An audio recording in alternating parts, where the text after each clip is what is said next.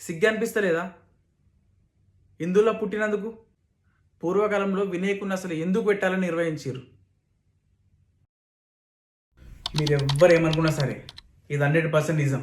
మన హిందువులం, మన హిందూ ఎప్పుడు మన పూజల వల్ల ప్రకృతికి ఎటువంటి హాని కలగకూడదు. నిమజ్జనం చేసేటప్పుడు కూడా తెలిసిన ఒక మట్టి విగ్రహం ఒక్కటే చెరువులో కలపాలి. అది కూడా ఒక సంప్రదాయంగా వస్తుంది. కాబట్టి చెప్పిన శాస్త్రం అంతా వేరే అసలు అందరికీ తెలుసున్నది. ఇలా ఏదో పెద్ద పెద్ద పెట్టమని ఎక్కడ 9 అంగుళాల బొమ్మ మాదేదో తేలిగ్గా కలిసిపోతుంది. అంటే పండగ ఎంత ఆర్భాటంతో చేసామని కాదు, ఎంత అంతరాత్మ తృప్తితో చేశాం. అది చాలా ముఖ్యం.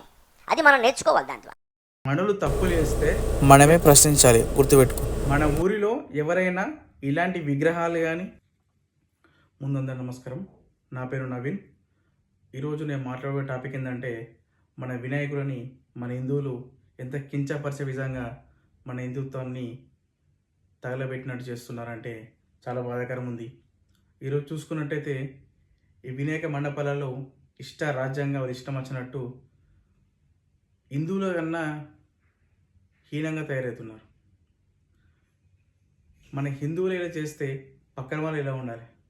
ఒకసారి చూడండి, వేరే మతాల వాళ్ళు చూడండి, క్రిస్టియన్ ముస్లిమ్స్ చూసి నేర్చుకోండి. వాళ్ళ దేవునికి వాళ్ళు ఎంత గౌరవం ఇస్తారు. మన వాళ్ళు ఎలా ఉన్నారంటే వినాయకం దగ్గర డీజే సౌండ్స్, ఇష్టం వచ్చిన డ్యాన్స్ చేసుడు, రాజ్యంగా మమ్మల్ని ఓడేమంటాడని చెప్పేసి ఇష్టం వచ్చినట్టు డాన్స్ చేసుకుంటా, పాటలు పెట్టుకుంటా, తాగచ్చి కూర్చునుకుంటా మండపాల దగ్గర చూస్తున్నాం.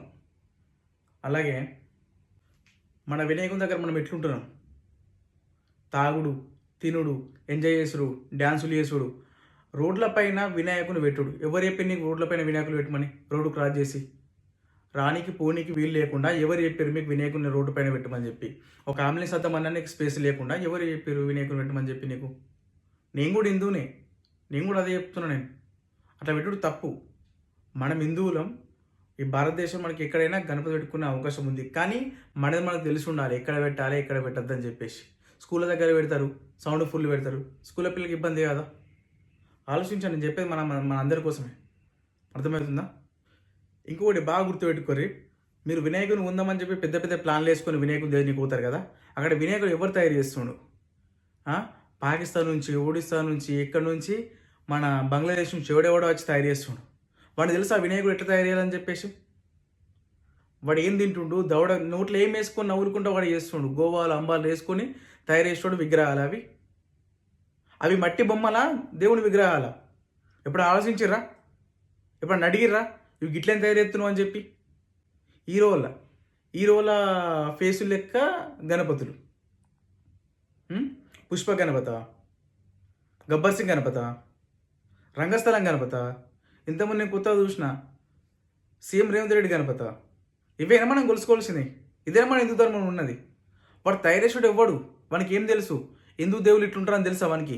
వాడు ఎవ్వడు పడతాడు తయారు చేస్తుడు, మీరు పోయి తీసుకుని వస్తురు. ఎందుకు పోయి? మీ ఇంట్లో ఇవే ఉంటాయా? పుష్ప గణపతి ఉందా మీ ఇంట్లో? మీ ఇంట్లో గబ్బర్ సింగ్ గణపతి ఉందా? ఇదా మీరు కొలుసుకునే విధానం?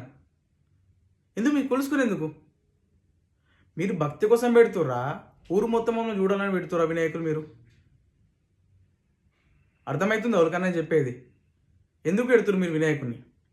భక్తి కోసమా? అప్పుడప్పుడు అనిపిస్తుంది నాకు, వేరే మతం వాళ్ళు వాళ్ళ దేవుడిని ఎంత గొప్పగా ఇష్టపడతారు. మనమున్నాం పేరుకు మొత్తం హిందువులమే. ఎవ్వడేమన్నాడు? నువ్వు పక్క మతాన్ని చూడు, వాడని తప్పు చేస్తే ఎట్లుంటుందో. అదే ఇప్పుడు మన మతాన్ని వేరే వాడికి కించపరిస్తే మనం పోయి ఎగురు దుంకుతాం వారి మీదికి. మన మతంలో ఉన్న వాళ్ళు మన మతంనే మనకి కించపరిచినప్పుడు విగ్రహం పెట్టే కాడ ఎట్లా పెట్టాలి, ఎందుకు ఎడుతున్నాం, ఎలా పూజలు చేయాలని చెప్పి ఎవరిని తెలియదా? ఎందుకు ఎవరు ప్రశ్నిస్తలేడు? మరి మాకెందుక? అంతే కదా, మాకెందుకని చూసుకుంటూ కూర్చుంటారు. మనం విగ్రహాన్ని పెట్టే ముందు పెట్టిన రోజు ఎంత భక్తితో ఉన్నామో అది నిమజ్జనం రోజు కూడా అలానే ఉండాలి. కానీ మనం అలా కాదు. నిమజ్జనం రోజు తాగాలి, తినాలి, ఎగరాలి, డ్యాన్సులు వేయాలి, లొల్లులు పెట్టుకోవాలి, 10 మందిలో మన ఇజ్జత్ మనం తీసుకోవాలి హిందువులది కదా. నిమజ్జనం రోజు ప్రతి ఒక్కటి తాగే వేస్తాడు. ఇది గుర్తుపెట్టుకో. అందరిని అంటే నేను కొందరి గురించి చెప్తున్నా. పర్టికులర్గా చెప్తున్నా, ఇది కొందరి గురించే, అందరి గురించి కాదు. ఓకే, నిమజ్జనం రోజు ఎలా ఉంటారంటే తాగి పట్టుకునుడు, ఏమనంటే ఇలా దేవుడు ఉండడు, దేవుడు కలిసిన దేవుడు వేయడు. ఇదేనా మనం నేర్చుకునేది?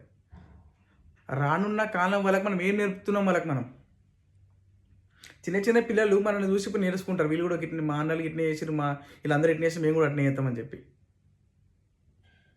నిమజ్జనం రోజు అయితే చెప్పడానికి సిగ్గు అనిపిస్తుంది నాకు. వినాయకుని మీద కూర్చుంటారు, వినాయకుని చేలీర కొడతారు, వినాయకుని తలీర కొడతారు, ఒకటి తలకి పెట్టుకుంటాడు తీసి.